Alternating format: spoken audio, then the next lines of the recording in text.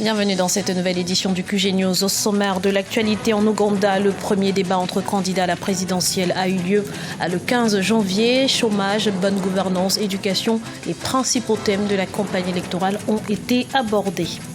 En République du Congo, les acteurs politiques ont également les yeux rivés sur la présidentielle du 20 mars 2016, un scrutin auquel prendront part Romain Bédel Sousa. Il est notre invité sur ce plateau. Et puis comment se porte le cinéma guinéen?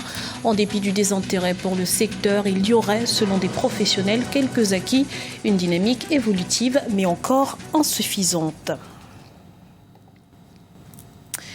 En Ouganda, la campagne électorale bat son plein. Le premier débat présidentiel a eu lieu le 15 janvier et a opposé tous les prétendants à la magistrature suprême. Seul le président sortant Yoweri Museveni était absent. On fait le point tout de suite avec Deogracias Podo. En Ouganda, l'élection présidentielle suscite déjà beaucoup d'engouement au sein de la classe politique. Les 7 candidats de l'opposition se sont affrontés dans un débat télévisé le 15 janvier 2016. Le président en exercice Yoweri Museveni, candidat du pouvoir, a pour sa part boycotté ce premier débat. Ces 2 principaux challengers ont répondu aux différentes interpellations des journalistes. Il y avait un certain nombre de questions que je pense qu'on aurait dû aborder, notamment celle de l'emploi, la question de l'agriculture et de la façon dont nous pensons en tirer profit pour améliorer notre économie. Certains candidats l'ont prévu dans leur programme de gouvernance et donc je pense qu'il fallait insister là-dessus. Les échanges entre les candidats ont été très relevés, notamment entre l'ancien Premier ministre Amama Mbabazi, qui a travaillé avec le président Yoweri Museveni, et son opposant historique Kizza Besigye. Certains observateurs invitent les acteurs politiques à contrôler leurs émotions et préserver la paix sociale. So long as there's a perception that the result has been fiddled with, tant qu'il y aura des soupçons en matière de transparence des résultats, je pense que le climat restera tendu comme ce fut le cas au Kenya. Vous avez des soi-disant garde-fous pour éviter tout débordement et toute violence. Un dispositif rattaché aux forces de l'ordre qui demeure lié au pouvoir. Ce genre de situation va forcément créer des conflits. So-called crime preventers being passed out and attached to the police and the regime. L'élection présidentielle est prévue pour le 18 février 2016. Le président Yoweri Museveni est arrivé au pouvoir en 1986. Il brigue cette année un nouveau mandat. Le climat politique est un peu tendu dans le pays à l'approche de l'ouverture officielle de la campagne électorale. En République du Congo, le FROCAD et l'IDC ont accepté à l'issue d'une convention de prendre part à l'élection présidentielle du 20 mars 2016 sous certaines conditions. Les 2 principales plateformes de l'opposition exigent entre autres la mise en place d'une commission électorale dont l'indépendance est reconnue par tous. Pour en parler, nous recevons sur ce plateau Romain Bédel Sousa, candidat du comité de résistance et d'action pour le Congo à la présidentielle. Monsieur Sousa, merci d'avoir accepté notre invitation. Merci beaucoup, merci beaucoup. Tout d'abord, vous faites partie de l'opposition congolaise. Les exigences du FROCAD et de l'IDC sont-elles également les vôtres? Je ne fais pas partie de l'opposition. Je suis résistant. Je suis résistant face à ce pouvoir.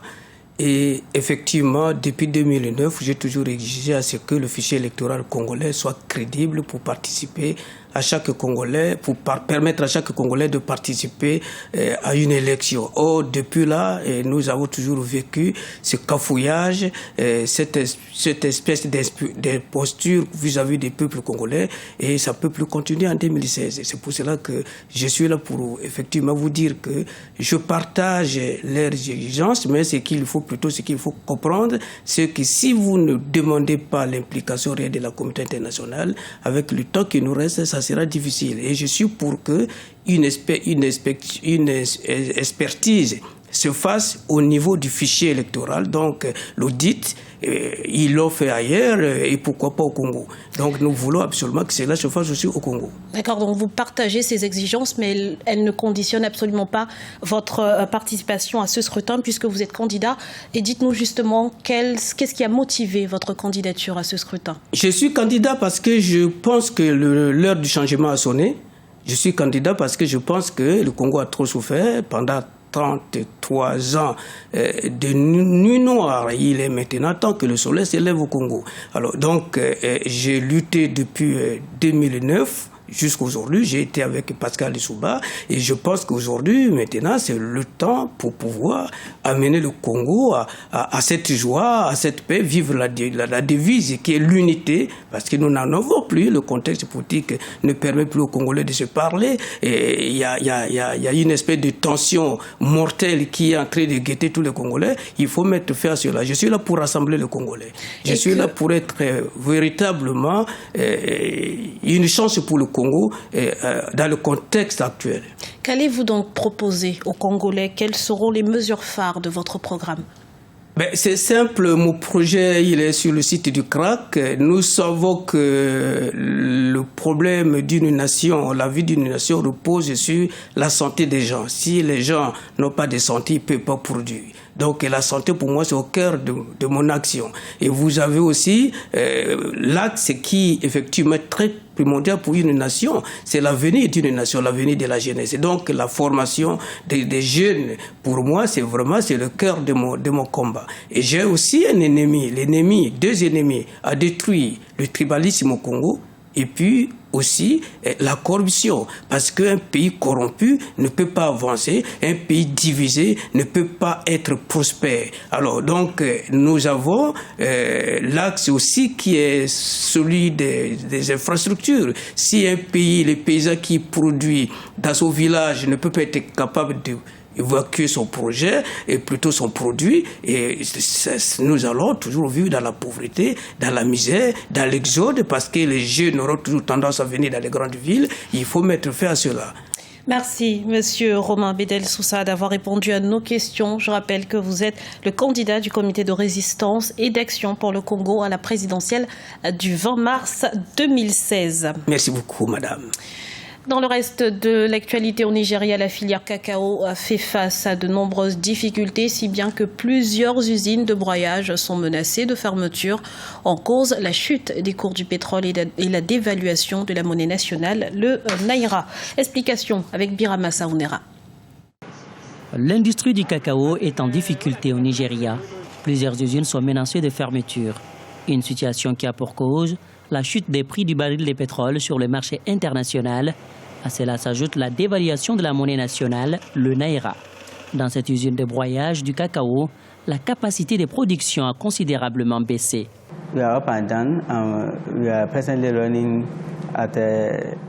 Actuellement, nous fonctionnons à environ 50% de notre capacité et l'installation a été améliorée depuis l'année dernière. Nous essayons aujourd'hui d'améliorer les performances de l'usine.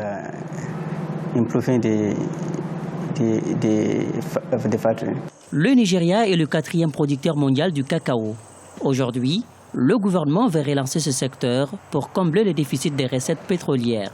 Selon les observateurs, du fait de la chute du Naira, il est difficile de maintenir les broyeuses de cacao en bon état de marche, même si le faible taux d'échange fait l'affaire des exportateurs. Les équipements qu'utilisent les broyeurs sont importés. Les pièces de rechange sont importées également. Si la valeur de la monnaie se déprécie, les broyeurs auront besoin de plus de naira pour acheter des pièces de rechange et autres. Donc cela va affecter notre capacité de transformation. La filière cacao fait face à d'autres défis. Elle doit en effet faire face aux effets du réchauffement climatique, une situation qui handicape les producteurs. Le gouvernement veut aujourd'hui renforcer la transformation et la consommation locale des produits issus du cacao.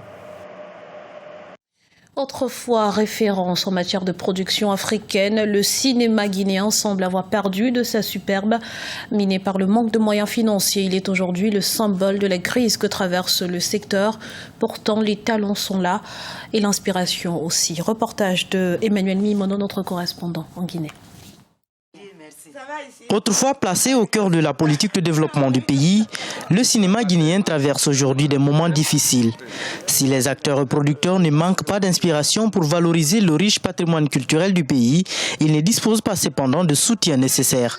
Le 7e art guinéen a pourtant fait ses preuves dans le temps, notamment avec la Première République, qui avait une politique culturelle assez soutenue. Le comédien qui aujourd'hui fait un film, que vous utilisez dans un film, il est sous-payé. Le scénariste qui s'investit pendant des mois pour écrire un scénario, il n'est pas payé. Le réalisateur n'est pas payé. finalement, ils lâchent. Ils s'orientent vers autre chose. Actuellement, la production des œuvres cinématographiques demeure une difficulté pour les cinéastes. L'État a investi dans la formation des jeunes cinéastes avec l'Institut supérieur des arts de Guinée, ISAG, mais la plupart des diplômés de cette institution ont du mal à trouver des débouchés. C'est pour mieux faire face à ces contraintes qu'a été créée la Maison du cinéma en vue de mutualiser les efforts. La Maison du cinéma veut mettre pression sur l'État. À accompagner et conformément au contenu de ces deux décrets, le décret 005 et le décret 006, parce qu'il faudrait que l'État accompagne le cinéma à l'image des autres pays tels que la Côte d'Ivoire, le Nigeria et le Sénégal. Se débrouiller nous-mêmes pour chercher de l'argent et produire. Parce qu'il n'y a pas de subvention, il n'y a pas d'aide, personne ne vient au secours. Non, je n'aime pas ça, moi je n'aime pas ça. Même si tu n'aimes pas ça, moi je vais dire ça. Même si tu n'aimes pas ça, moi je vais dire ça.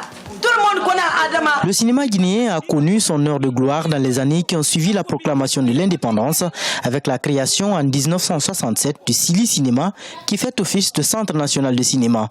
Le jeune État avait en effet une politique culturelle nationaliste qui s'est fait une place sur le continent. Aujourd'hui, la piraterie et les difficultés de financement sont les maux dont souffre le cinéma guinéen. Un mot de sport à présent avec le championnat d'Afrique des Nations 2016 qui se poursuit au Rwanda.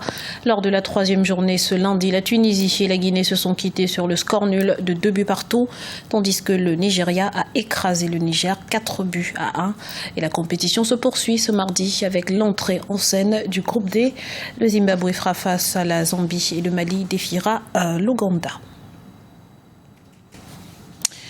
C'était le journal de la rédaction. Nous vous remercions pour votre fidélité. Retrouvez dans un instant une nouvelle édition de l'actualité sur Africa 24.